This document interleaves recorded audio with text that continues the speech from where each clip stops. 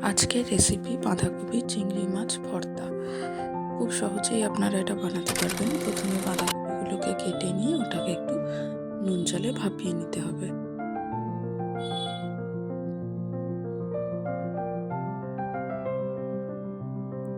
ভাপানো হয়ে গেলে এবার কড়াইতে তেল গরম করে ওর মধ্যে পেঁয়াজ কুচি, কয়েক কোয়া রসুন আর নুন হলুদ মাখিয়ে রাখা চিংড়ি মাছটা দিয়ে ভালো করে ভেজে নিতে হবে।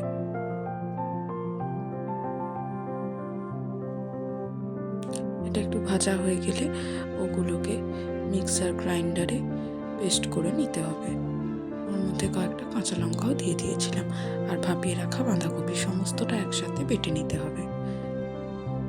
এরপর কড়াইতে তেল দিয়ে ওর মধ্যে কালো জিরে, শুকনো লঙ্কা ফোড়নে দিয়ে ওই পেস্টটা দিয়ে দিতে হবে।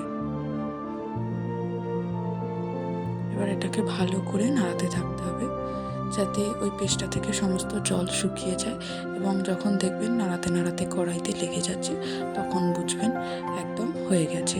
এবার ওর মধ্যে স্বাদের জন্য দিয়েছিলাম লবণ, সামান্য একটু চিনি, হলুদ গুঁড়ো, লঙ্কা গুঁড়ো, এগুলো দিয়ে ভালো করে মেশাতে হবে। আর নাড়তেই থাকতে হবে। দেখবেন জল শুকিয়ে গেলে ওটা কড়াইতে লেগে লেগে যাচ্ছে, তখন বুঝবেন একদম রেডি। ওর উপর কাঁচা সর্ষের তেল ছড়িয়ে আপনারা চাইলে ধনেপাতা দিতে পারেন, কাঁচা লঙ্কা ছড়াতে পারেন।